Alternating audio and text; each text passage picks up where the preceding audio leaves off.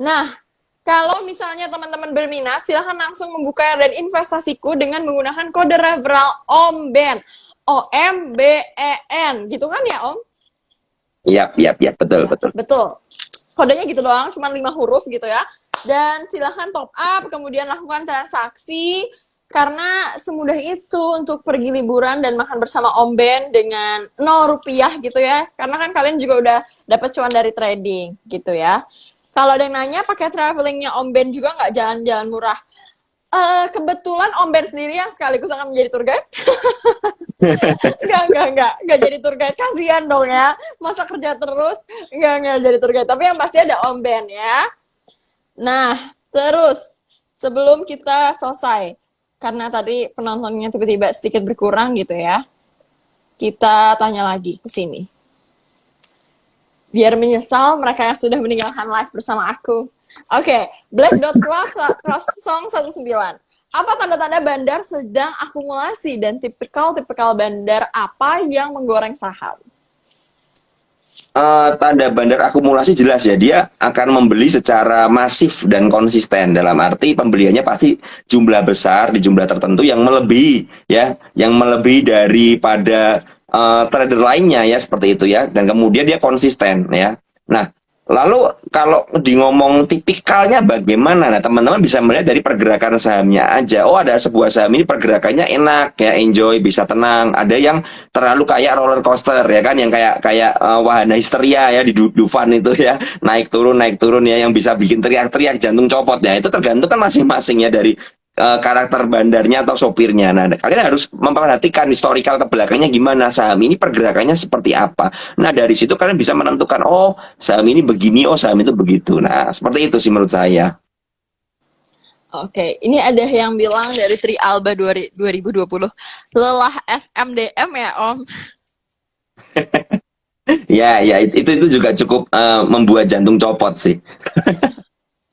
Udah pagi jantungnya diolah terus, malam juga tetap harus memberikan edukasi. Semangat Om Bea. Oke, lanjut lagi pertanyaannya. Ini deh, balik lagi nih dari Pro Traderman. Om Ben, boleh kasih bocoran analisa teknikal yang biasa digunakan?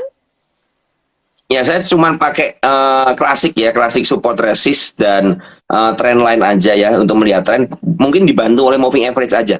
Saya cuma pakai itu aja sih. Ya, jadi saya nggak terlalu banyak pakai chart yang ribet-ribet ya. Tujuannya saya hanya ingin melihat ini saham ini mapnya bagaimana, kompasnya ke arah mana. Nah, cuma lihat itu aja. Oh, saham ini lagi turun, oh saham ini lagi sideways atau saham ini lagi naik. Nah, dari situ saya melihat dan oh, saya mengambil keputusan, oh saya harus masuk seperti ini dan lain sebagainya.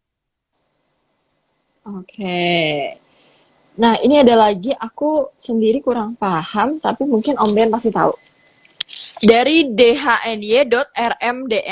Om Ben, tujuan ngelakuin marking the close apaan ya? Ya banyak hal ya yang bisa dilakukan, dalam arti begini, terkadang memang melakukan marking the close tujuannya apa, memang dinaikkan atau diturunkan ya, jelas kalau memang dinaikkan ya tujuannya supaya besoknya itu saham ini menjadi saham yang diminati ya, yang rame ya. Kalau memang dia menurunkan harga, biasanya mereka mau ngebuang barang dulu ya, mau ngebuang barang dulu atau merasa oh ini sellernya banyak di atas sehingga saya harus buang dulu ya untuk ambil di bawah lagi. Nah, itu yang kita nggak ngerti kemana. Cuman yang saya lihat memang konsep dasarnya seperti itu, begitu. Oke. Lanjut lagi. Ada, ini mungkin aku aja yang jawab. Dari Agus_Hendra_Wijaya. Investasiku kode brokernya apa ya? Kode brokernya CD. Dari bawah naungan Mega Capital Sekuritas. Oke. Oke, ini ada yang nanya nih.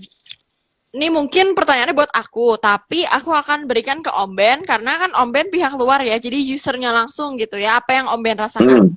Pertanyaannya dari Hans Pia. Mbaknya, apa kelebihan fitur-fitur yang ada di investasiku yang bisa support scalping? Nah, tuh, bisa Om sendiri Ya, jawab. ya salah satunya kan kita bisa lihat yang tadi ya, kita bisa melihat dari bid dan offernya. Terus dari investasiku ini yang menarik itu chartnya ya, chartnya itu mirip trading view ya. Jadi misalnya kita lihat chart intraday-nya pun ya, biasanya kan intraday itu kan sering lagging ya, sering lagging. Kalau kita pakai trading view atau tempat lain biasa ada laggingnya. Tapi kalau pakai punya sekuritas biasanya kan lebih real time.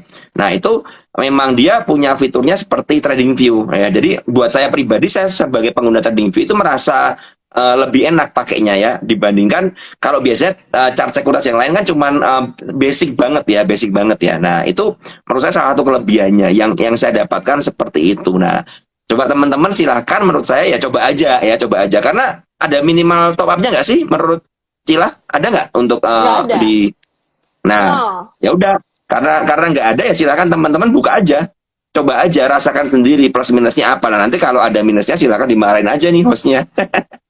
Gitu aja. Silakan Ya, dikomplain. enggak. Tidak ya, tidak. Sekaligus kan Tidak. tadi kan banyak kan. Saya kan lihat banyak nih, banyak yang ngefans sama Cila ini. Waduh, mbaknya jangan deket-deket ya, nanti terlalu manis begitu layarnya, nanti ada yang retak dan lain sebagainya. Saya lihat ada yang begitu kan. Nah, siapa tahu kalian berkesempatan untuk chatting dengan mbaknya ini. Jadi promosi ya, oke.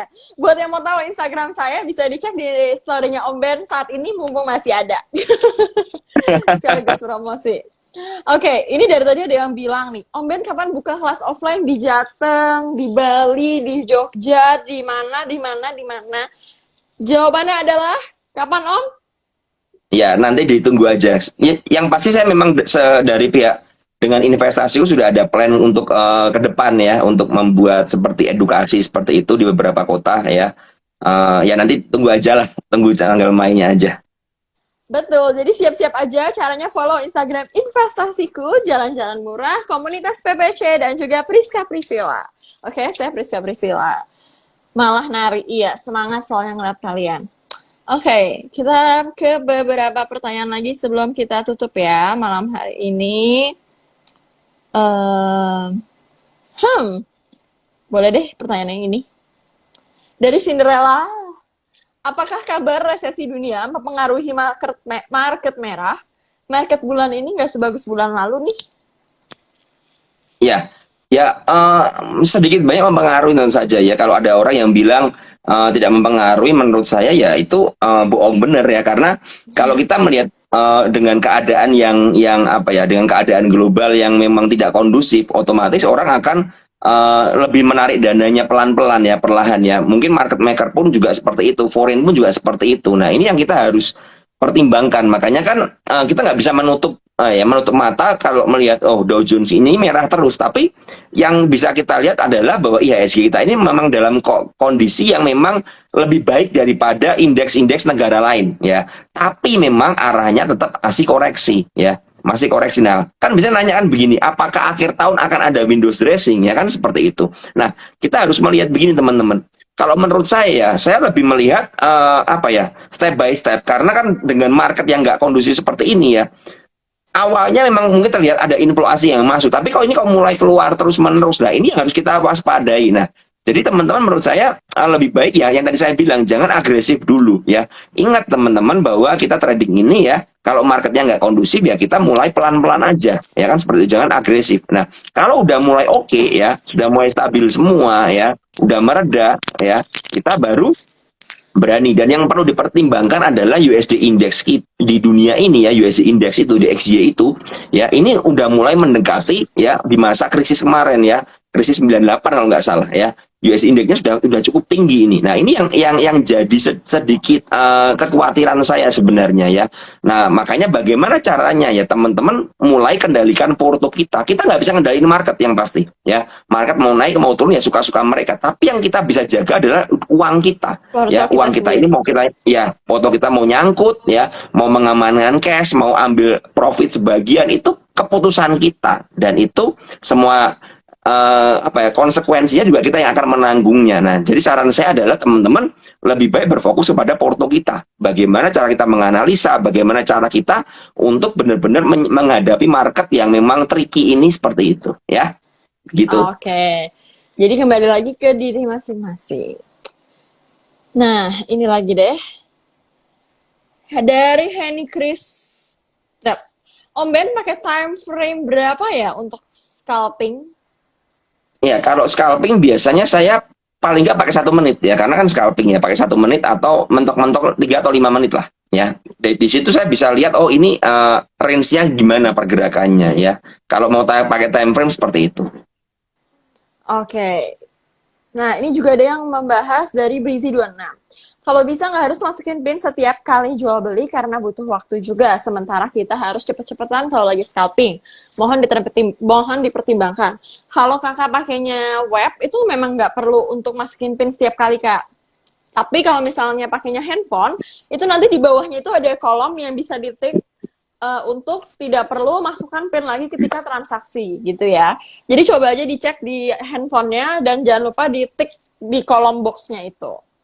Untuk yang bertanya, Thomas.su11, fee transaksi di investasiku berapa?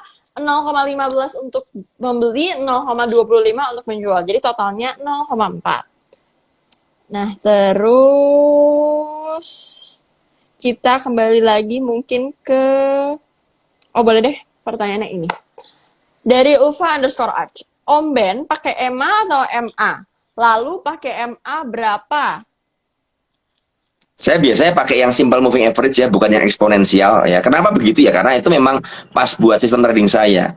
Saya pakainya MA10 dan MA200 aja ya. Jadi MA200 untuk melihat bagaimana pergerakan jangka panjangnya, MA10 hanya untuk pergerakan jangka pendek. Karena saya tidak trading untuk terlalu panjang ya, terutama di masa-masa seperti ini.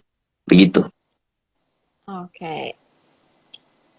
Ada pertanyaan, ada fast ordernya belum, masih dalam tahap pengembangan. Oke. Kesimpulan, karena dari tadi aku sudah diomelin, ditanya terus sama banyak banget komen yang berseliweran nih, Om. Jadi mereka tentunya meminta kesimpulannya apa yang besok masih boleh dibeli. Aduh, aduh, kalau ngomong besok mau beli apa, saya pribadi juga nggak punya ya, dalam arti dengan market yang seperti ini, saya lebih bermain pendek-pendek dan saya melihat step by step ya, step by step. Besok yang menarik apa ya? Ya kita lihatlah, ada beberapa saham yang memang masih uptrend, masih diakumulasi ya. Kalian bisa beli. Kalau saya spill sahamnya nanti kalau ARB disalahin lagi ya kan? Nanti dipikir pom-pom ya. Ya pokoknya teman-teman ya belajar lah ya, belajar. Cari aja yang ada akumulasinya, yang sedang posisi uptrend, sedang terkoreksi, itu kita bisa pantau, kita bisa perhatikan ya. Seperti itu. Oke, itu ada juga yang bilang pertanyaan yang sangat pusing.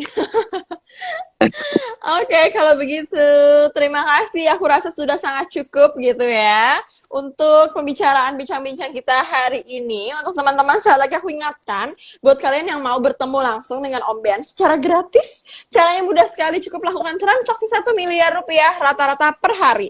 Jadi nggak butuh modal 1 miliar ya teman-teman, tapi kan di bawahnya asal dijual beli kan jadinya average 1 miliar gitu ya. Jadi bisa nabung dari sekarang karena acaranya akan mulai di bulan depan gitu ya.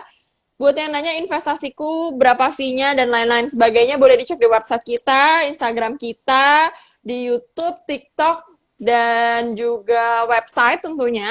Lengkap gitu ya. Nah, buat teman-teman juga yang mau liburan ke Bali, ataupun ke luar negeri, dinner bareng Om Ben, masuk-masuk media juga. Pokoknya bisa selfie sepuasnya sama Om Ben. Karena Om Ben ini orangnya ketika ketemu offline, diajakin foto terus, standby terus gitu. Kayak energinya nggak habis-habis gitu ya. Jadi silahkan lakukan transaksi sebanyak-banyaknya aja. Buat yang mau ketemu aku juga sekalian, aku sepaket sama Om Ben kebetulan di acara minggu-minggu dan bulan-bulan depan. Cila sepaket. Oke, kalau begitu gitu aja dari aku, dari peristiwa-peristiwa investasiku, dan juga Om Ben mungkin ada mau menyampaikan kata-kata terakhir. Cila, kata-kata terakhir. Kata-kata terakhir.